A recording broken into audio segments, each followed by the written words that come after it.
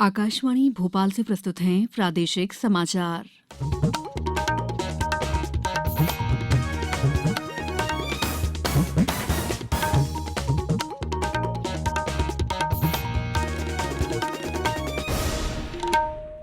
नमस्कार, समाचारों के साथ मैं दीपा सिंह।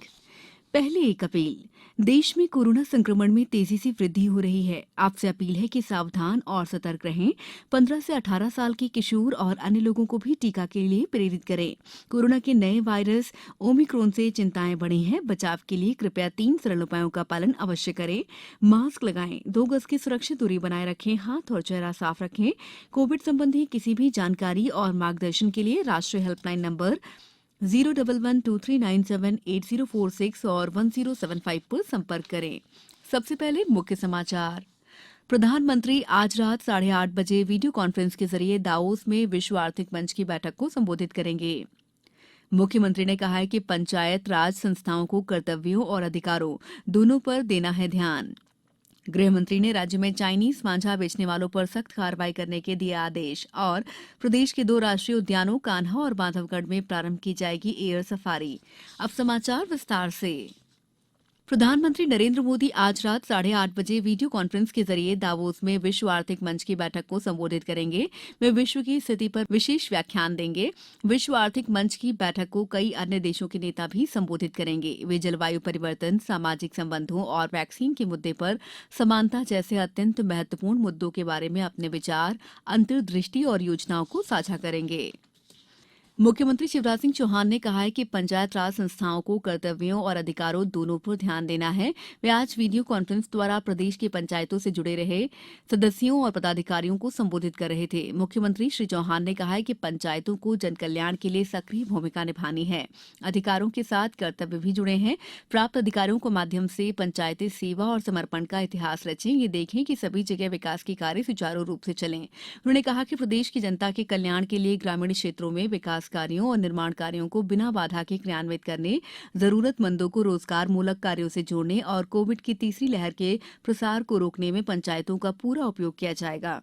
तीनों श्रेणियों की पंचायतों को इसके लिए आवश्यक प्रशासकीय अधिकार दिए जा रहे हैं। मुख्यमंत्री इस बुलेटिन के तत्काल बाद 7:10 से पंचायतों की प्रशासकीय समितियों और उनके प्रधानों को आकाशवाणी के जरिए संबोधित करेंगे। आवास और शहरी मामलों का मंत्रालय आज से इस महीने की 21 तारीख तक ओपन डेटा वीक आयोजित करने जा रहा है। इसका उद्देश्य बढ़ी हुई दक्षता, पारदर्शिता, नवाचार में वृद्धि और आर्थिक विकास जैसे लाभ को खुले डेटा के माध्यम से दर्शाना है। इसके पहले चरण में आज से इस महीने की 20 तारीख तक smart city open data portal पर डेटा सेट विजुअलाइजेशन, एपीआई और डेटा ब्लॉग अपलोड करना और दूसरे चरण में इस महीने की 21 तारीख को सभी स्मार्ट शहरों द्वारा डेटा दिवस मनाया जाना शामिल है। केंद्रीय स्वास्थ्य मंत्री मनसुख मांडविया ने कहा है कि 3 जनवरी से 15 से 18 साल आयु वर्ग के 3 करोड़ 50 लाख से अधिक बच्चों को कोविड-19 वैक्सीन की पहली खुराक दी जा चुकी है। श्री मांडविया ने एक ट्वीट में इन युवाओं को बधाई देते हुए कहा है कि देश के युवाओं में कोविड-19 टीकाकरण के प्रति काफी उत्साह देखा जा रहा है। केंद्रीय आवास और शहरी कार्य मंत्रालय द्वारा चलाए गए नर्चरिंग नेबरहुड चैलेंज में स्मार्ट सिटी जबलपुर को पुरस्कृत किया गया है। इस प्रतियोगिता में 100 स्मार्ट सिटीज में से बेहतर कार्य करने वाले टॉप 10 शहरों को पुरस्कृत किया गया, जिनमें जबलपुर भी शामिल है। नर्चरिंग नेबरहुड चैलेंज का मुख्य उद्देश्य 0 से 5 साल के बच्चों के लिए अनुकूल माहौल तैयार करने, मूलभूत सुविधाओं को बढ़ाने की दिशा में कार्य करना और ऐसे क्षेत्रों को विकसित करना जहां बच्चे अपने अभिभावकों के साथ सुरक्षित घूमें और खेलकूद कर सकें। समाचारों में वक्त है ब्रेक का। कोविड-19 से बचाव और सुरक्षित रहने के 3 उपाय।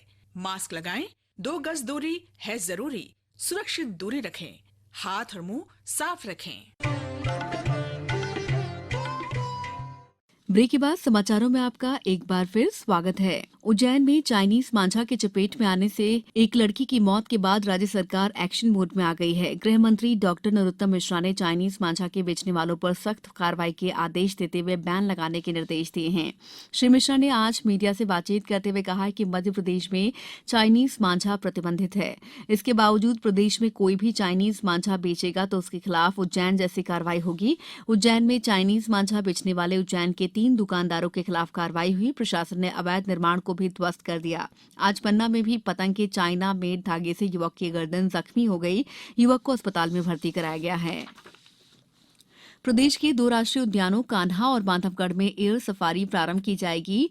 निजी aero sports and adventures company के सीईओ मनीष सैनी ने आज मुख्यमंत्री शिवराज सिंह चौहान से मुलाकात कर जानकारी दी कि पहली बार एयर सफारी की योजना क्रियान्वित होगी।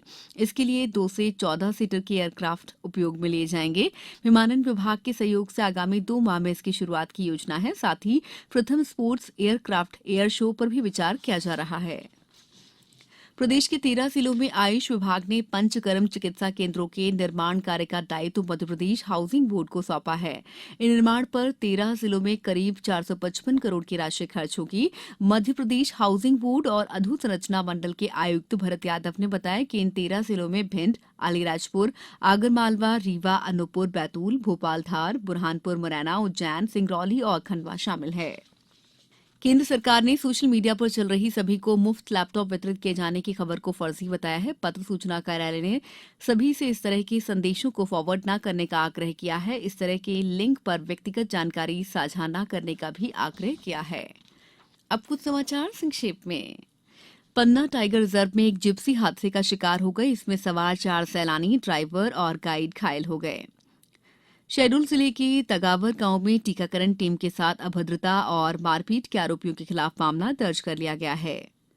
रायसेन में मध्यप्रदेश पिछड़ा वर्ग कल्याण आयोग के अध्यक्ष गौरी शंकर बिसेन पिछड़ा वर्ग के लिए संचालित विभिन्न योजनाओं और गतिविधियों की समीक्षा की।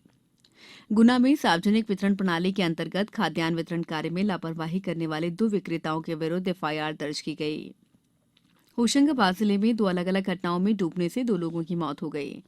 अनूपपुर में जन अभियान परिषद के कोरोना वॉलेंटियर संक्रमण से बचाव के लिए सतत जन जागरूकता अभियान चला रहे हैं। बड़वानी में कलेक्टर ने नई मतदाता सूची के अनुसार वैक्सीनेशन करवाने के निर्देश दिए हैं। पन्ना में आज जिला अस्पताल के 7 डॉक्टर सहित 34 लोग संक्रमित हुए हैं। इस बुलेटिन में फिलहाल इतना ही। अंत में एक अपील, मास्क और 2 गज की दूरी, हाथ धोना भी है जरूरी। नमस्कार।